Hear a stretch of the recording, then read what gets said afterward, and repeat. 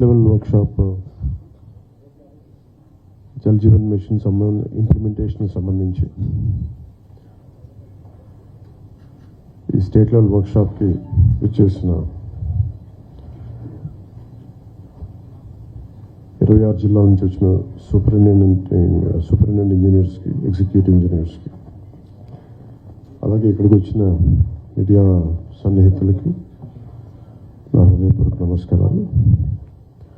వేదిక పైన నాతో పాటు ఆసీనులైన శ్రీ శశిభూషణ్ గారు, principal secretary, Panchayati Raj rural development, rural water supply వారికి,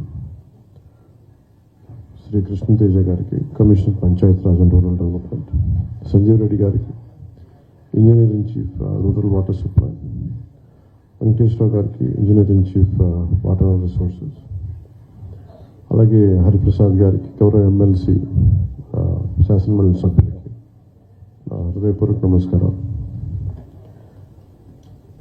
ఈ జల్ జీవన్ మిషన్ ఈ రోజున ఒక 2019 ఆగస్టులో ప్రారంభమైంది. 2024కి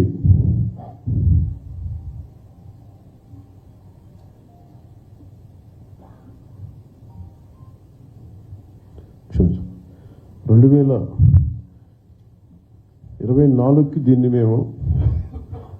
మరింత బలోపేతం చేయాలని. ఇప్పుడు దాకా జల్ జీవన్ మిషన్ కేవలం నీటిని అందించడం, దాని వరకే అంతవరకు పరిమితమైంది. ఇది గౌరవ ప్రధానమంత్రి శ్రీ నరేంద్ర మోదీ గారి కళ. ఇది కనీసం రోజుకి ఒక 55 లీటర్ల నీళ్లు సగటున మనిషికి ఇవ్వాలని, అది కూడా పరిశుభ్రమైన నీరు ఇవ్వాలనేది అల్టిమేట్ గోల్. ఏంటంటే జల్ జీవన్ మిషన్కి సంబంధించి నిరంతరం నీటి సరఫరా ఉండాలి ప్రతి ఒక్కరికి అనేది ఆకాంక్ష, ఆశయం. దాంట్లో కనీసం ముందస్తుగా కనీసం 55 లీటర్లు కనీసం ఇవ్వాలి అనేది ఆకాంక్షతో స్టార్ట్ అయింది. ఇప్పుడు ఈ అమృతధార, ఈ వర్క్షాప్ని ఎందుకు అమృతధార అని పెట్టాము Jal Jeevan mission revamp programme కింద అనుకుంటే, ఒకటి ఉన్న నీటి వనరులని బలోపేతం చేయటం, అలాగే maintenance of existing schemes, already ఉన్న వాటర్ స్కీమ్స్ అన్నిటినీ వాటి మెయింటెనెన్స్ ఎలా ఉన్నాయి ఏంటి అనేది, అలాగే వాటర్ కన్జర్వేషన్ కూడా ఎంత కీలకమో. దీన్ని జల్ జీవన్ మిషన్ లేదు, కానీ ఇది మనం తీసుకున్న తర్వాత, కొత్త ప్రభుత్వం ఎన్డీఏ ప్రభుత్వం వచ్చిన తర్వాత మనం తీసుకునేది వాటర్ కన్జర్వేషన్ కూడా చాలా కీలకమైంది. అలాగే ట్రైనింగ్ అండ్ కెపాసిటీ, ఒకటికి ఉద్యోగస్తులకే కాకుండా ప్రజలను కూడా దీంట్లో భాగస్వామ్యం చేయాలనేది ఒకటి. అలాగే దీంట్లో ఈ ఐటీ సిస్టమ్స్ ద్వారా దీన్ని మనం స్ట్రీమ్లైన్ ఆపరేట్ చేసే విధానం, అలాగే గ్రీవెన్స్ రిడ్రెసల్, ఏవైతే నీటి సరఫరాలు ఇబ్బందులు ఏమున్నాయో రిపీటెడ్గా వచ్చే అవుట్ ఆఫ్ మెయింటెనెన్స్, వాటికి కూడా ఒక విధి విధానాలను రూపొందించడం, అది దీనికి సంబంధించి ఈ అమృతధార సంబంధించి. ఒకసారి చెప్పుకున్న మనం రిపీటెడ్గా ఉంటుందని, కానీ బట్ కనీసం రోజు 1 గంట నీళ్లు తాగకపోయినా, 1 పూట నీళ్లు తాగకపోయినా దాని కష్టం ఎంత ఉంటుందో మనందరికీ తెలిసిందే. ఏకాదశి వ్రతాలు కానీ ఏదైనా సరే పొద్దున్న నుంచి సాయంత్రం వరకు నీళ్లు తాగకుండా రకరకాల మనం ఈ రిలీజియస్ థింగ్ మనం ఈ పండుగలో అప్పుడు ప్రత్యేక పర్వదినాలప్పుడు చేసేవి, కానీ అప్పుడు కానీ మన నీటి విలువ తెలుస్తుంది. నీటి దొరకనప్పుడే మన నీటి విలువ తెలుస్తుంది. నాకు ప్రత్యేకించి నేను పిఆర్ మినిస్ట్రీ తీసుకున్న తర్వాత వాటర్ కన్జర్వేషన్ ఒకటి, నీటిని సరఫరా చేయటం ఒకటి, ఇవన్నీ నాకు చాలా ప్రత్యేకమైనవి, ఇష్టం నాకు. అంటే చాలా సందర్భాల్లో నేను చెప్పింది ఏంటంటే, నా అనుభవాలు పంచుకున్నది. ఒకసారి యూఎస్లో కూడా హార్వర్డ్ యూనివర్సిటీకి వెళ్ళినప్పుడు కూడా అక్కడ స్పీచ్ ఇస్తూ ఉంటే ఒక కీనోట్ అడ్రస్లో అక్కడ నేను చెప్పింది, ఒక ఆదిలాబాద్లో ఒక తాండాలో జరిగిన సంఘటన ఒకటి చెప్పాను. చాలాసార్లు పొలిటికల్గా మేము వెళ్తున్నప్పుడు చాలా ఆకాశంత ప్రామిస్లు చేస్తూ ఉంటాం, ఆకాశాన్ని తీసుకొచ్చి పందిరేస్తూ ఉంటాం, ఇవన్నీ చేస్తూ ఉంటాయి. కానీ ఇలాంటి సందర్భంలో 2008లో ఆదిలాబాద్లోని ఒక తాండాలో పాపం 3-4 తాండాలకు కలిపి ఒకటే బోర్ పాయింట్ అది. అందరూ వచ్చి అక్కడి నుంచి పట్టుకునేవాళ్ళు. ఒక కళ్ళు లేని కనుగుడ్లు కూడా లేవు. పెద్ద ఆవిడ వచ్చి అడిగింది, నా దగ్గరికి వచ్చి మరాఠీకి మరాఠీ యాక్సెంట్లో ఉన్న తెలుగులో ఆవిడ అడిగింది నన్ను నీళ్ళు ఇప్పించమని. ఇంకేం అడగల. అంటే నీరు ఎంత కీలకమైందంటే మనం ఒక భీష్మేకాదశి రోజున 24 గంటలు నీళ్లు తాకపోతే ఎంత దారుణంగా ఉండదు. నిజంగా కష్టం పాటించే వాళ్ళకి తెలుసు, వ్రతాలు పాటించే వాళ్ళకి, దొరకని వాళ్ళకి. సో ఇది అనేక మంది, చాలామంది నలిగి బాధలను అర్థం చేసుకున్న దానికి ఒక పరిష్కార మార్గం, చాలామంది శ్రమ ఎప్పటికప్పుడు చేసుకుంటూ వచ్చారు. నేను రివ్యూ చేసిన తర్వాత పంచాయతీరాజ్ శాఖ రివ్యూస్లో జేజేఎంది చాలా కీలకంగా అనిపించింది. చాలా ఉన్నతమైన ఆశయంతో మొదలుపెట్టింది. ఎందుకు మనం దీన్ని ముందుకు తీసుకెళ్ళలేకపోయాం అనేది చాలా లోతుగా ఒకసారి అధ్యయనం చేస్తే, అసలు 2019లో కేరళ మనకి కేంద్ర ప్రభుత్వం దీనిని ప్రతి రాష్ట్రాలకి మీకు ఎంతెంత అవసరాలు ఉన్నాయని, మీ నీటి అవసరాలకి ఈ సగటు పర్ క్యాపిటల్ కన్సంప్షన్ ఎంత ఉంటుంది, దానికి ఎంత కావాలి మీకు డబ్బులను అడిగితే, ఉత్తరప్రదేశ్ 1.5 లక్షన్నర కోట్లు అడిగింది, మధ్యప్రదేశ్ 83,000 కోట్లు అడిగింది, గుజరాత్ 32,000 కోట్లు అడిగింది, కేరళ 45,000 కోట్లు అడిగింది. వీటన్నిటిలో కూడా మీరు కేరళని తీసుకుంటే మనకంటే చాలా చాలా చిన్న రాష్ట్రం. మనలో 4వ భాగం ఉంటుందేమో, 3వ భాగం కాదు. అలాంటి కేరళ 45,000 కోట్లు అడిగితే, గత ప్రభుత్వం జల్ జీవన్ మిషన్కి వాళ్ళు అడిగింది 26,000 కోట్లు మాత్రం అడిగారు. 26,000 కోట్ల, ఇంకా ప్రిసైజ్గా చెప్పాలంటే 26,000 కోట్ల 26.8.23 crores 0.94 ఎగ్జాక్ట్గా అడిగింది. కానీ వాళ్ళు మంజూరు చేసింది 4,787.10 కోట్లు. ఇది కూడా దేనికి అంటే వీళ్ళు పూర్తిగా డబ్బులు ఇవ్వలేకపోయారు, స్టేట్ షేర్ ఇవ్వలేదు వీళ్ళు. దానివల్ల మనం పూర్తిగా అవైల్ చేసుకోలేకపోయాం, సద్వినియోగం చేసుకోలేకపోయాం. దాంట్లో కూడా మీరు వెళ్ళి చూస్తే బేసిక్గా జల్ జీవన్ మిషన్ మన కేంద్ర ప్రభుత్వం, మనం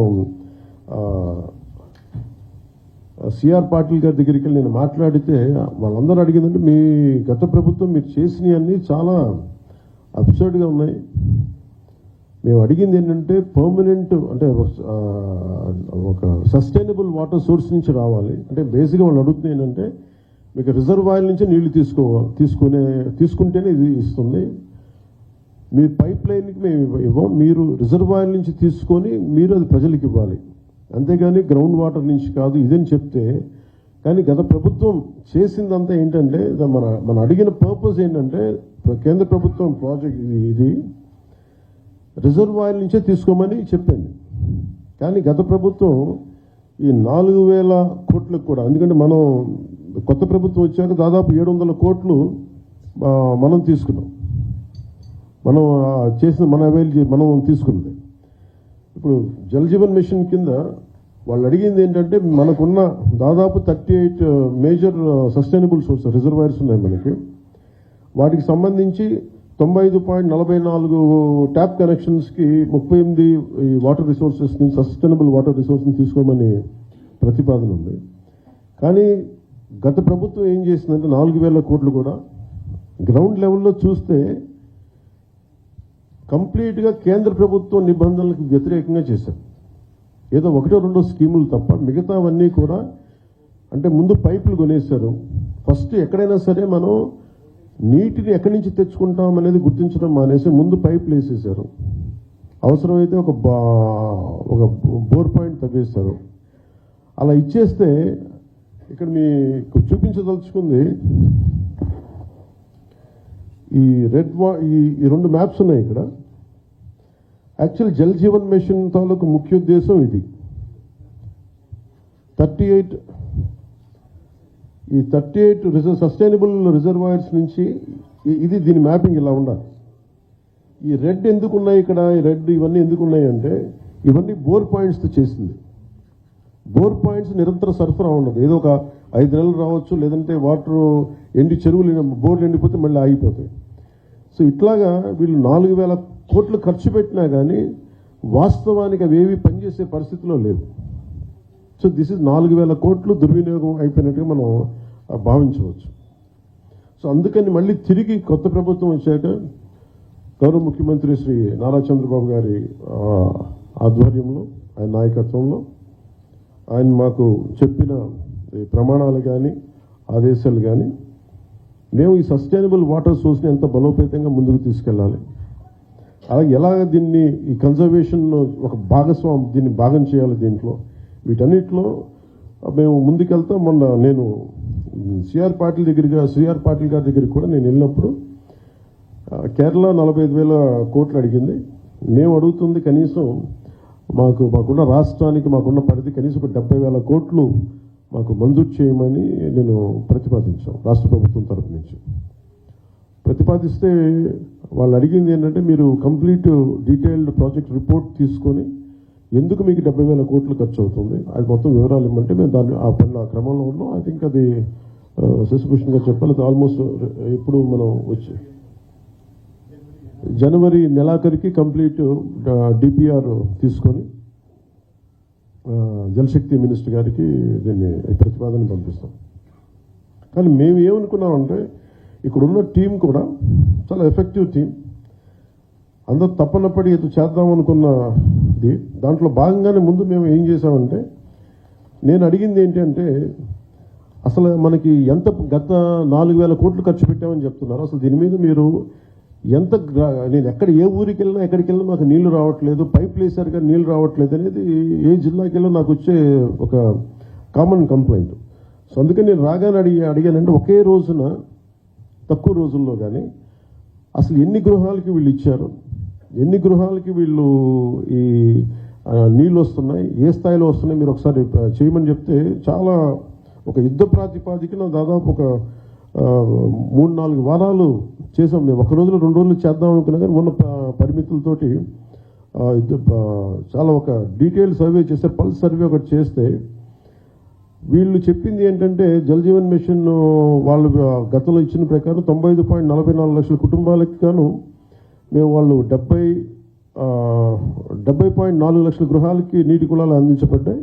ఇంకా 25.40 లక్షలు నీటి కుళాలు ఇంకా ఇవ్వవలసిందనేది గతంలో తెలియజేసింది. కానీ ఈ పల్స్ సర్వే ప్రకారం మేము చేస్తే దీంట్లో 85.22 లక్షల కుటుంబాలకు గాను కేవలం 55.37 లక్షల గృహాలకి నీటి కుళాయిలు అందించబడ్డాయి. 29.85 లక్షల నీటి కుళాయిలకి ఇంకా ఇవ్వవలసి ఉందనేది ఈ డిఫరెన్స్ కూడా మనకి దీనివల్ల బయటకు వచ్చింది. సో దీంట్లో ఎక్కువ జల్ జీవన్ మిషన్ గతంలో తాగునీటి వనరులు ఎక్కువ శ్రేణుల్లో బోర్వెల్స్నే ఉపయోగించడం జరిగింది. కానీ ఇది భవిష్యత్తుకి సుస్థిరమైనవి కావు. ఇది అసలు జల్ జీవన్ మిషన్ యొక్క ముఖ్య ఉద్దేశానికే అసలు ఆ సంబంధం లేనిది. అందుకని మేము సస్టైనబుల్ వాటర్ రిసోర్సెస్ తోటి దాదాపు మనకున్న ఈ 20 పైగా ఉన్న ఈ సస్టైనబుల్ వాటర్ రిసోర్సెస్ నుంచి తీసుకునే బాధ్యతలో ఈ వర్క్షాప్ ఎందుకు పెట్టామంటే, ప్రతి 26 జిల్లాల నుంచి వచ్చిన అధికారులందరికీ కూడా మీ జిల్లాలో ఎలాంటి సమస్యలు ఉన్నాయి, దాన్ని ఎలా దీన్ని అంటే మీ ఇన్పుట్స్ కావాలి. ఎందుకంటే ఒకసారి కేవలం ఒక సెంట్రల్ కమాండ్ నుంచి కానీ ఒక సెంట్రలైజ్డ్ అడ్మినిస్ట్రేషన్ కాకుండా ప్రతి జిల్లాకి వెళ్ళి కనుక్కోవాలని చాలా రివ్యూ మీటింగ్స్లో ఉంటే దాని నుంచి ఉత్పన్నమైంది ఈ వర్క్షాప్. సో నాకు మీరు మనస్ఫూర్తిగా మన objective to fulfil the dream of honourable prime minister Shri Narendra Modiji to give sustainable water with per capita of 555 liters per day as on now, and in future it should be never ending supply of water. That is the final objective of Jal Jeevan Mission. So దీంట్లో భాగంగా కనీసం మనందరి బాధ్యత, కనీసం forget about మనందరం political ప్రాసెస్లో ఉన్న, administrative ప్రాసెస్లో ఉన్న, వీటన్నిటికంటే కూడా సగటు బేసిక్ మనిషి నీటి అవసరాలు తీర్చడం కనీస ఒక ఫండమెంటల్ రైట్ ఉంది. ఇది కొంచెం మానవతా దృష్టితోటి కొంచెం ఈ కేవలం మనం అధికారులు లేదంటే మనం కూర్చోబెట్టి వ్యవస్థలో భాగస్వాములు అయిన వాళ్ళు కాకుండా ఒక మానవతా దృక్పథంతో అందరూ దీన్ని ముందుకు తీసుకెళ్ళాలి. మీ అందరి సహకారం కావాలి. డిజైనింగ్లో చాలా చాలా లోపాలు ఉన్నాయి. పైప్ లైన్లు వేసేస్తున్నాం. పైప్ లైన్లు వేసేస్తే కనీసం ఒక 3 అడుగులు ఎత్తుండే కొంచెం ఎత్తుగా ఉండే ప్రాంతాలకేమో నీళ్లు కూడా వెళ్ళట్లేదు. పైప్ లైన్ పక్కకి వెళ్తుంది కానీ పైకి వెళ్ళాలంటే పైప్ లైన్స్లో డిజైన్ బాగలేదు. అండ్ దాని ఇన్నోవేటివ్ డిజైనింగ్ లేదు. టెక్నికల్ ఆస్పెక్ట్స్ని దాన్ని దృష్టిలో పెట్టుకుని చాలా ఒకసారి ఎలా అనిపిస్తుంటే చాలా మొరటుగా పైపులు గొయ్యి తప్పి పైప్ వేసేయడం తప్ప అసలు నీళ్ళు వెళ్తాయా లేదా, ఇది ఎన్ని అడుగుల ఎత్తులో ఉంది, దీనికి ప్రెషర్ ఎలా ఉంది. అలాగే ఒక 1 కిలోమీటర్ పైప్ లైన్ వేస్తున్నప్పుడు ఈ మధ్యలో ఉండే ఇల్లు ఎక్కువ మంది కొంచెం ప్రెషర్ పంపులు పెట్టి లాగేస్తే మిగతా చివరుండే ఇళ్ళకి రావట్లేదు. వీటన్నిటికీ చాలా లోతుకి వెళ్ళే కొద్దీ సమస్యలు అనేక ఉత్పన్నం అవుతూ వచ్చినాయి. సో వీటన్నిటికీ సంబంధించి ఒక సమగ్రమైన ఒక పరిష్కారం వెతకాలి. ఇప్పటికీ మన శశిభూషణ్ గారు బిగినింగ్లో మేము మాట్లాడుకుంటా ఉంటే భారతదేశ ప్రభుత్వం స్వాతంత్రం వచ్చినప్పటి నుంచి మామూలు డబ్బు ఖర్చు పెట్టలేదు. దాదాపు ఏదో ఒక లెక్క తీస్తే దాదాపు lakh, I think more than 1 lakh crores I think till now government of India had spent. ఇంత డబ్బు ఖర్చు పెట్టి కూడా ఇంకా ఒక ఆదిలాబాద్ తాండాలో ఉండే ఒక పెద్దావిడి కానీ, కళ్ళు లేని పెద్దావిడి కానీ, మొన్న నేను పిఠాపురం వెళ్తే ఇంకా మాకు నీళ్ళు రావట్లేదని ఒక ప్రాంతానికి వెళ్తే నీళ్ళు రావడం చాలా పల్చగా వస్తున్నాయి అనేది. అంటే ఆల్మోస్ట్ అంటే ఎంత సన్నటి దారంటే ఒక 30 మంది వెయిట్ చేయాలి. అది ఎప్పటికీ నిండేను. అది ఒక ఉన్నది 2 గంటలు. ఆ 2 గంటల్లో 30 మంది పట్టుకోవాలి. కనీసం అది బకెట్ నిండటానికి కనీసం 10 నిమిషాలు పడుతుంది. అంటే 55 లీటర్స్ అనేది మనం ఇచ్చినా కానీ ఆ వచ్చే ధార ఇవన్నీ ఇంజనీరింగ్ ఇష్యూస్, ఇవన్నీ వాటిని కూడా కరెక్ట్ చేయాలి. సో వీటన్నిటిని సమగ్రంగా అన్ని సమస్యల్ని పెట్టుకొని ఎలా చేయాలి దీనికి ముందుకనేది కృష్ణతేజ గారితో మన ప్రిన్సిపల్ సెక్రటరీ మన శశిభూషణ్ గారితో, సంజీవ్ రెడ్డి గారితో వీళ్ళందరితో మాట్లాడి ఇది ఒక పరిష్కారం ఎతకాలి. ఎందుకంటే ప్రతిసారి డబ్బు ఖర్చు పెట్టేస్తున్నాం, ఇంటెండెడ్ రిజల్ట్ అయితే రావట్లేదు. ఇది ఒక బయట ఏముందంటే కేంద్రంలో కూడా చాలాసార్లు ఇది దుర్వినియోగం అవుతున్నాయి నిధులు. అండ్ అందుకని మీరు ఎలా చేస్తారనేది నన్ను సిఆర్ పాటిల్ గారు అడిగినప్పుడు ఐ గేవ్ మై కమిట్మెంట్. నేను పంచాయతీరాజ్ శాఖను తీసుకున్న తర్వాత దీన్ని బలోపేతం చేస్తాం. అలాగే rural water supply Jal Jeevan మిషన్ని చాలా బలంగా ముందుకు తీసుకెళ్తాం. అవసరమైన చోట ఇన్నోవేషను, అలాగే టెక్నాలజికల్ ఏమేమైతే మనం హెల్ప్ తీసుకోవాలి అవన్నీ తీసుకుంటాం. అందుకని దీన్ని పొడిగించమని కోరాను. 21కి ఇంకొక సంవత్సరంలో అయిపోద్ది, ఈ జనవరికి అయిపోద్ది. కానీ మేము పొడిగించమని కోరాం. అలాగే అదనంగా నిధులు కూడా కోరాం మేము. ఇది ఎందుకంటే మేము పెట్టుకుంది ఏంటంటే ఇది స్టేట్ నిజంగా సఫర్ అవుతుంది. నేను ప్రత్యక్షంగా ఎన్ని చోట్ల తిరిగాను. గత ప్రభుత్వం కనీసం ఫిల్టర్ బెడ్స్ తాలూకు ఇసుక మార్చాలి అంటే ఒక 5 లక్షలు ఫిల్టర్ బెడ్స్ని కూడా మార్చాలి.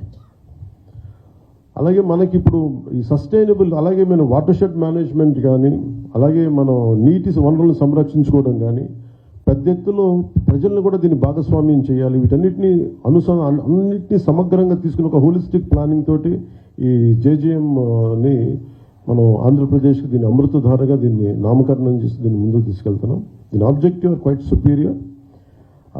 సో దీన్ని మీ ఆలోచనలు, మీ సలహాలు, అన్ని సూచనలు అన్నీ మాకు ఇస్తే మనందరం కలిసికట్టుగా దీన్ని ముందుకు తీసుకెళ్ళి ఈ సాయంత్రానికి ఒక పరిష్కార మార్గం, ఒక వర్కింగ్ మోడల్ సాధించేలాగా, మనం అనుకున్న ఆబ్జెక్టివ్ సాధించేలాగా ముందుకెళ్ళాలి. అందుకని మీ సలహాలు, సూచనలు కావాలి.